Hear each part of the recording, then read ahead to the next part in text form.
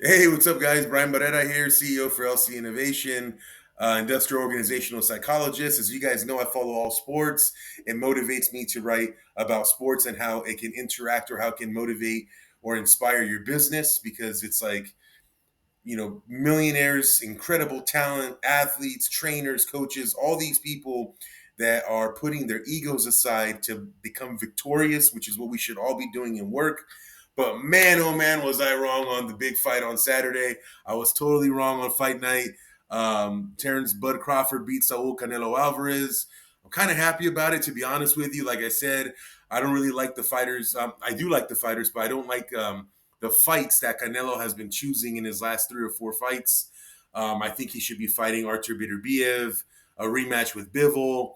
Also, David Benavidez is I don't think he's earned the spot just yet. I know he's going to get there because that dude's a monster. And I hope that Canelo is waiting to get some more tune-up fights to go out with a bang and fight these really big fighters on his way out. But yeah, man, I love Terrence Bud Crawford. Great fighter. Like I said, I felt like when Gennady Triple G Golovkin was going to fight Canelo, I was a huge Triple G fan. I love that Canelo loved the culture, the Hispanic culture. I love that Bud Crawford came out with the Mexican colors. So cool, and the reason why is because I don't think he was being a smartass about it. I think he was being really cool about it. I think he really was there for the Mexican fans, and he was trying to show respect. That was the main thing. I don't think he was mocking the Mexican culture, Mexican colors. It was just so cool, man. So awesome. Seemed real humble, very humble in the victory speech as well. Canelo humble as always when he loses. But man, I'm glad I was wrong, man. I really want to see what Bud Crawford's going to do next, and I really want to see what Canelo's going to do next too, because I am a big Canelo fan. But again, I just hope that Canelo is going to turn it up. I hope he doesn't fight. And no disrespect to these guys; these guys were amazing. But I hope he doesn't fight, John Ryder again. I hope he doesn't fight other fighters like Jaime Munguia and Berlanga, even though they're great fighters. They're not, I believe, at that upper level at the top. Um, Yet. It could always change because they're young. But yeah, man, it's such a great fight. So you guys know I always throw in business into sports that I follow. But man, I just wanted to say congrats to Bud Crawford. Can't wait to see who he's going to fight next, especially at this level. I believe he's reached another level. Just so cool, man. So awesome. But yeah, so preventative maintenance. I'll get into that later on at the end of the tail end of the video. But man, you talk about regimen. Like if you look at the videos of Bud Crawford going upwards, running upwards up a hill, the shoulder exercises, because I believe that he knew that Canelo was going to hit anything that was in his way. I think that's the one thing that Canelo has realized when he fights these really good, sound, technical fighters that are very tricky and hard to figure out. He hits whatever he can hit, and he's going to hurt you, whether it's the stomach or your shoulder or anything. Anything that he hits, it's going to hurt and it's going to move you, right? And I think that's what Canelo was planning on doing. But Bud, man, I mean, geez, it looked like nothing hurt him. He didn't look hurt one time. The only punch that looked like had the biggest zip power behind it was when he hit Canelo, and Canelo was looking at him like, whoa, what was that? Like, Bud just did such a flawless performance. You could tell he put his heart into it. You could tell he was doing some boxing that he'd never done before. But yeah, like I found this video. I saw this video a long time ago, but I found this video of him doing body exercises. One of his coaches is just flat out, throwing away at his abs, at his stomach. And if he did that kind of stuff towards Canelo for the Canelo camp for his fight against Canelo, I wouldn't. I would be surprised to find out that he didn't do this. Um, because I think he's been doing this his whole career. A lot of fighters do this, but like I said, if you notice, like it seemed like Crawford just totally worked out every area where you knew Canelo was going to hit you. Because that's what Canelo does, man. He breaks you down, and then round 6, 7, 8, 9, 10, he starts to go. You start to wear down. You start to open up. Then he starts head hunting. That's Canelo's style, man. And it just looked like Bud had everything ready from the shoulders to his abs to his handles to everything, man. Bud was just ready, and I think that's what happened. Because my prediction was rounds 1 through 5, Crawford was going to rip up Canelo, and then in rounds 6, 7, 8, 9, Canelo was going to turn it on. He was going to start to really break him down, and then the ref was going to stop the fight in round 10. That was my prediction. Totally wrong. Crawford in the championship rounds, he just went off on Canelo. Canelo couldn't figure him out. Then Bud kind of switched. It's like in the beginning he was tagging him, and then he let Canelo have rounds 6, 7, 8. Looked like Canelo came back a little bit, maybe even round 9. But rounds 10, 11, and 12, man, Crawford flurry of combos. He did run a little bit. Then he threw down with him. He went toe to toe with him. He hit him in the body. He was head hunting a little bit, jabbing. He did everything from what I saw. It was such a great performance from Terrence Bud Crawford. It just tells me that he had the best camp possible. Seriously, man, he just trained perfect. He had a good game plan, and then, but it's like I said in my last video, Mike Tyson. Everyone has a plan until they get hit in the jaw, until they get punched in the face. It's true, but this guy just seemed like he just had everything waiting for Canelo. But what I was really impressed with, like I said, was rounds 10, 11, and 12. It looked like Bud just had an outer body experience and just became the fighter he was supposed to become, man. He just rocked Canelo.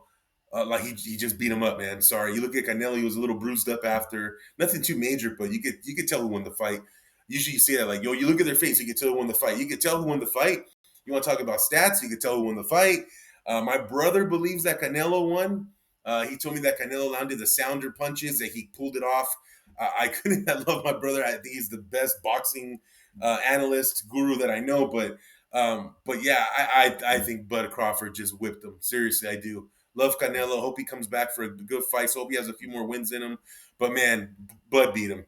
But yeah, what Bud reminded me again, this video right here, if you play it, if you find the link, it's where this trainer is just going off on his stomach. I know he probably did this in this fight big time. Like I said, the shoulder workouts, the delts workout, the abs workouts, everything that Bud did, I think got him prepared for this fight. But it allowed him to stay himself. While he also, like, usually when you move up in weight like that, as much as he did, you kind of slow down. He looked faster, he looked sharper, he looked really crisp. I just think that he really worked out his body in a great way. He wasn't focused on adding muscle. He was just focused on getting those areas amped up where he knew Canelo was going to go after him. That's my interpretation. I could be totally off. I'm not Max Kellerman. I'm not, one of these great trainers like Henry Ramirez and the brothers out of Palm Desert. I forgot where they're from, but yeah, just all the great trainers, Freddie Roach and everybody. I'm not a trainer. I'm not an analyst. I'm not one of those guys. I'm just saying what I saw, and this guy just looked prepared to take a beating on what Canelo was going to bring to the table. Those body punches. I kept telling my dad when we were watching the fight, man, those are going to start hurting him later on. They never did, man. They never did. He just kept figuring out Canelo. Great fight, but it reminds me of preventative maintenance in business. I'll get to that at the end, but it reminds me of the Riley rule. Pat Riley with the Miami Heat, Pat Riley with the Lakers, Pat Riley even with the Knicks in his brief stint there. Just what Riley has done, his regimen, the Riley rule, they call it, his intense, crazy workouts, right? Insane workouts. I was working with Grok a little bit on Pat Riley and some of the stuff that he endless cardio and running drills, near death workouts with Hassan Whiteside, where he made him do a full court dunk drill. It says where he's so brutal he nearly blacked out. I mean, man, Udonis Haslam loves him. Jimmy Butler loved him until they had a falling out. But that's the kind of stuff that Pat Riley does. And he explained one cool thing. I think it's here somewhere, where he says he had a lot of right here. He says, but the regiment's boot camp vibe created legends and dropouts. That's just what it takes, man. You either got it or you don't. And I really feel like it reminded me a lot of Pat Riley. Shaq mentioned that he hated working for Pat Riley, or I'm sorry if I'm quoting the wrong context. I think I saw that he hated working for him or playing for him, or and they got into it or something like that, or he took his cookies or his donuts or something like that. Shaq, you're probably never ever gonna see this post on me. You probably don't even care who I am, which is fine. I'm your biggest fan. I got all your jerseys in my closet. Like I'm a huge Shaq fan, but it's known across the world, across history, that I believe you weren't aligned with Riley's extensive workouts and his crazy drills and stuff like that. But yeah, it just Pat Riley, just the regimen that he had, the way he trained his players, um, you know, uh, gut pinching. He'd pinch your gut for body fat and all these other things that he would do. He was merciless, like it says right here. But look at the players that they had in 2006 when Riley coached the Miami Heat when they won. Got Michael Doliak, great jump shooter for a big man. You got Udonis Haslam, legend. What did he pay? 18, 20 years for the Miami Heat. Jason Capono, sharpshooter. Alonzo Mourning, Zoe was so in ridiculous great shape. Shaq, when he was in great shape, he was unstoppable. Uh, Biggest, most unstoppable force in the history of the NBA. Gary Payton was in great shape. James Posey was in great shape. Dwayne Wade, impeccable shape. Antoine Walker with the Boston Celtics wasn't really known for being in that great of shape, but he looked really, really good with the Miami Heat. He looked slim. He looked ready to go. Then we talk about James Posey, man. Him and Walker were a killer combo. Jason Williams tore it up. Delaware White was in great shape. Jason Williams, I remember how ripped he was with the Miami Heat. He was always like that with the Sacramento Kings and other teams he played with. But with the Miami Heat, he won a championship. He looked really good that finals in shape wise. But yeah, these players, I mean, they just fit what Pat Riley was doing. They really fit what he was doing. They fit his regimen. You could tell that year was the year where the veterans almost out of the NBA ring chasing. They joined the Dwayne Wade in their prime. Shaq at that window of almost being out of his prime, but still in the MVP candidate mode in the role. Shaq was their guy. And if you look at it, man, they just kept going all season. All season. You would think they were going to slow down. You think that would happen, but they didn't. And like I said, you didn't know players like Shaq, players like Antoine Walker. You didn't know these guys for being in great shape and just being able to run up and down the floor with you, but they did. And in my opinion, what really won the NBA Finals that year in 2006 against the Dallas Mavericks, what really won them the NBA Finals was Shaq was being double teamed and triple teamed, and they just didn't have a game plan for what Dwayne Wade did. Dwayne Wade just completely went beast mode. He went crazy that NBA Finals. You could not stop it. They were down 0-2, and I remember I kept telling everybody, watch, these guys are going to come back. They're in great shape, and look what happened. They won 3 in Miami, and then they won in Dallas. But man, that right there, that right there was crazy. Is that, like I said, this shape, being in basketball shape. It wasn't these crazy, like extensive strength workouts or getting bulked up or whatever. No, it was basketball. You look at the drills we looked at. It was drills. It was running. It was slam dunk drills, cardio, all that stuff, psychological drills that they had. And I think that's what made Bud Crawford tear it up so much in the finals. Bud Crawford turned up in the fight on Saturday night because he was just ready. He trained for the right things. He was in boxing shape. He gained weight without losing his gifts, his talents, right? And it just reminds me of the Miami Heat win 2006 with Pat Riley. The team looked in incredible shape. Some players that weren't in great shape were in incredible shape. Reminds me of Kobe. They kept Kobe over Shaq because he was the future of the Lakers, but also it was his insane work ethic. His insane work ethic is what took players like Sasha Vujacic and Slava Medvedenko and Pau even, and just Jordan Farmar, all these players, even Derek Fisher, insane shape, insane workouts. Kobe and Fisher really made that culture of preventative maintenance, keeping your body good for the season, always keeping it in basketball shape, keeping it good. That's why they went on their run. It reminds me of Jordan at practices. Jordan, if you look at The Last Dance, if you read the book that Roland Lazenby made for Jordan, The Last Dance and Netflix, all that stuff. If you follow Jordan, he was all about 2 things: championships and practice. He was never late to practice. He was always there. He always competed and challenged everyone for the perfect pack practice. You can think to yourself, man, we're talking about practice. Allen Iverson said, man, we're talking about practice, right? But practice is what made Jordan. He says it himself. I was always taking practice serious. No matter what I was doing, I was at practice, competing everybody, taking them to the highest level they could, and that's what I did.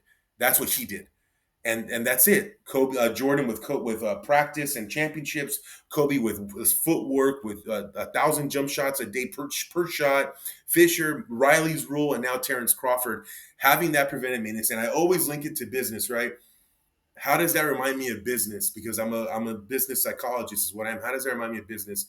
What that reminds me of is preventative maintenance for your grill, preventative maintenance for your machines, preventative maintenance for your store, preventative maintenance to get your factory ready for the weather, preventative maintenance for a CRM, a customer retention management system, where even if you're tired or you're bored or you just don't want to do it, you're being lazy, you put all the new contacts that you met at a trade show, or cold calling, because sometimes you still need cold calling. Sometimes you do. Door knocking around the neighborhood of your new mom and pop shop. All those things is what develops your core. It develops your body in the sense of your business. It makes it stronger, and you have to work on that every day. The way Jordan always went to practice, the way Kobe always practiced on his jump shots, the way Terrence Crawford, got all his body parts ready for where Canelo was going to hit it. The way these athletes keep themselves disciplined. You have to be that way with your business. Everything has a part in your business. Everything has a level of importance in your business, and you got to pay attention to that. Do not wait 6 months down the